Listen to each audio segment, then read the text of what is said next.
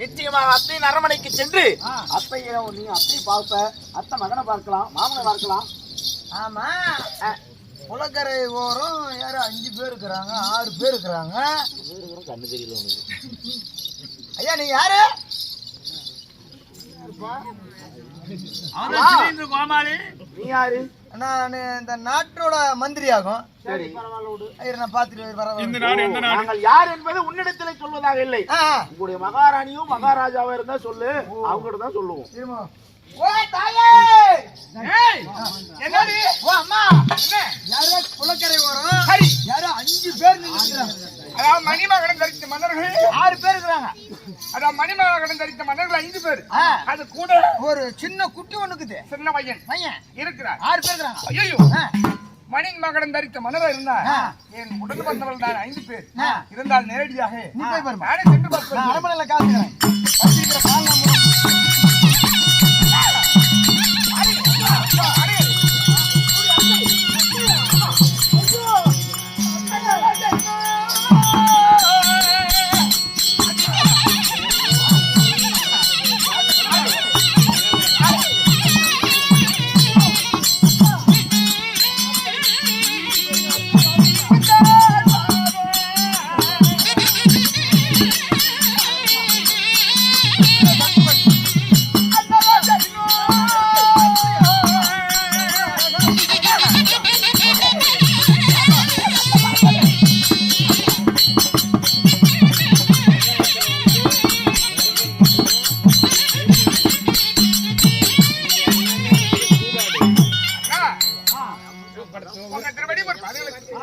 உன் அன்பு தங்கை சங்குமதி நான் வந்தனம் செய்தே நன்னால் வந்தேன்.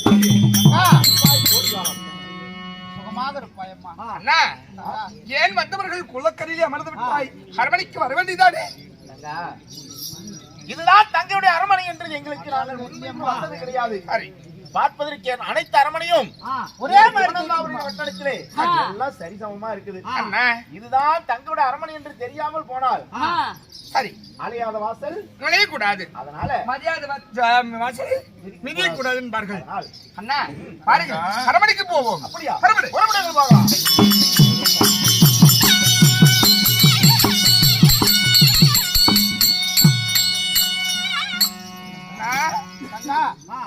ஐவரும் வந்திருக்கிறாய். அன்பு தங்கியே, என்னைக்குமே கண்ணில் பார்த்ததில்லை. ஆனா நீண்ட நாள் ஆகிறது. அப்படி என்று அதான் சிரிச்ச முகத்தோடு இருக்கக்கூடிய என் உடன் பிறந்தவர்கள். அண்ணா,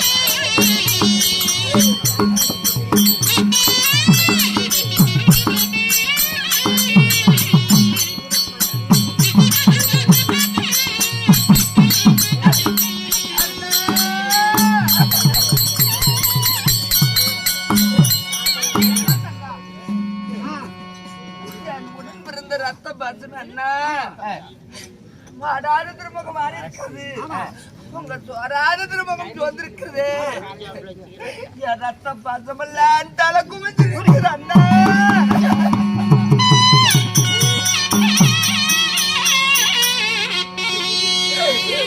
உங்களுக்கு வந்தா சோறு அல்லவா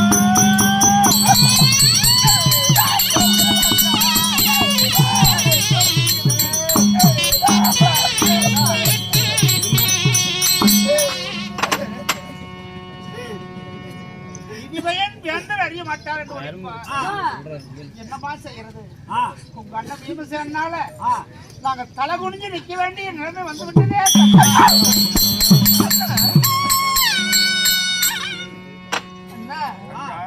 அண்ணன் பீமசேனால தலை குனிஞ்சு நிக்க வேண்டிய தளபதி அறிவிட்டார் அண்ணா அது ஒரு தவறு செய்ய மாட்டானே எங்க அண்ணன் எமஞ்சானன் அப்படி என்னதான் தவறு செய்தார் தங்கா காலை மாலை தவறாத மலர்கள் கொண்டு வந்து என் பாதத்தை வளையக்கூடிய பழக்கம் உண்டு நேற்றைய தினம் கிழக்கு திசை போக வேண்டாம் தம்பி என்று பலமுறை எடுத்து உரைத்தேன் என் வார்த்தையை மதிக்காமல் கிழக்கு சென்று ஆரவள்ளி பெண்கள் இடத்துல அகப்பட்டு விட்டார்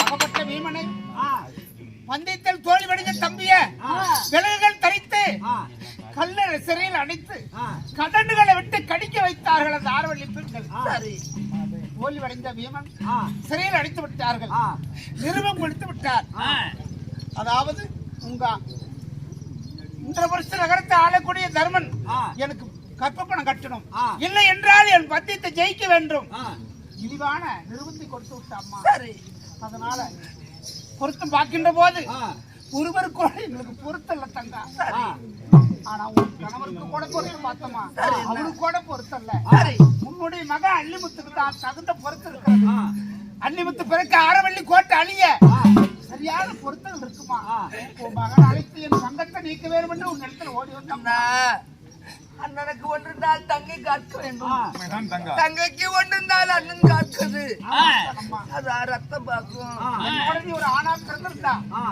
உனக்கும் தானே எங்க அண்ணன் மாதிரிலாம் தலை குமிஞ்சு நிக்கிறார் என்றார் இந்த பாய் உள்ள பத்தேரியதா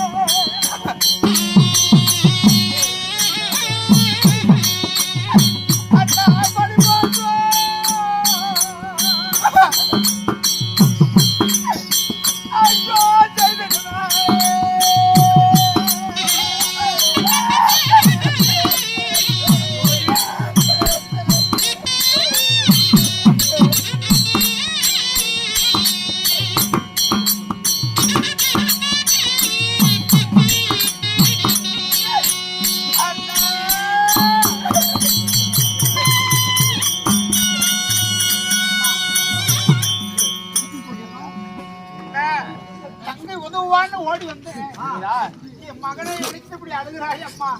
என் மனசை இன்னும் புண்படுத்த வேண்டாம் தங்கா. வேண்டாம்மா. அதுக்கு வேண்டாம். அஞ்சு சிறுவயது அறியா பருவம், கொஞ்சம் சிறுவயது கொஞ்சம் பருவம். அப்பேற்பட்ட பீமஜானே அந்த ஆரவல் இடத்திலே அகபற்ற கொண்டான என் மகன் எங்கத்தி அம்மா அண்ணா. அப்படி அல்ல. போர் வீரன் உன் அண்ணன் இருக்கிறான் அர்ஜுனன். அவனுக்கும் பொருத்தம் இல்ல. தம்பி சகாதேவனுக்கு பொருத்தம் இல்ல.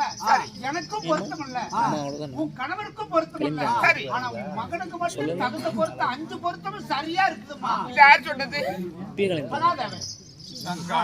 அண்ணா சாஸ்திர பிரகாரம் அதாவது அலிமத்த பிறகு நிச்சயமாக அண்ணா கணவரை திருமணம் செய்து இன்பத்தில் பாடுபடும் பெண்களுக்கு அதான் துன்பத்தில் சரிபங்குதான். அதான் கணவரை திருமணம் செய்து புருஷனை கட்டிட்டேன். அதான் கஷ்டம் வரும்போது புருஷன் தேவன் போகக்கூடாது. அதான் கஷ்டத்திலையும் சரி பங்கு எடுத்துக்கணும். அதான் இன்பத்திலையும் சரி பங்கு எடுத்துக்கணும். இன்பத்தில் பாடுபடும் பெண்களுக்கு துன்பத்தில் சரி பங்குதான். அண்ணா ஜனலான் மூச்சிட்டு தெருவிலான் பெருமாளும் மேல ஒற்ற மண்டுதான் ஒட்டும். கட்டால் பங்கு பாசம் என் ரத்த பாசம். அண்ணா உன் ரத்தத்துக்கு ஏதாவது ஒரு இடையூறுனா அது எனக்கு தான். அண்ணா எத்தனை தான் இருந்தாலும் அதாவது உங்களை நான் ஐவரையும் நம்பர்னே இல்லையோ.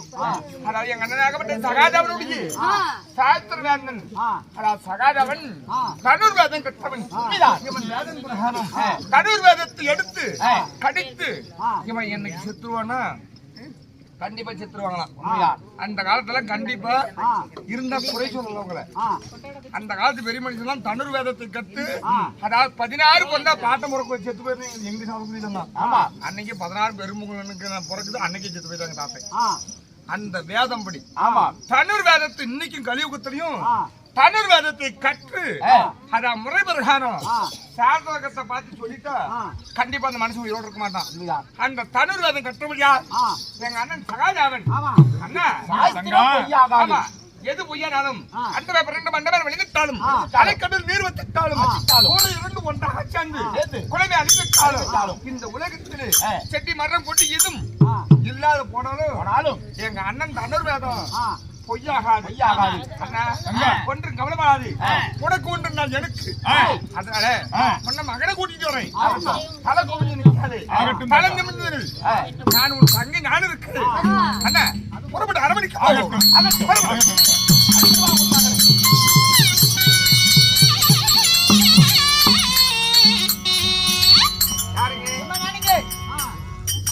நாடகம் என்பது நடிப்பு மாற்றிருந்தாலும் அதான் கதைக்கு உண்டான பெருமை என்னைக்கும் பொய்யாகாது.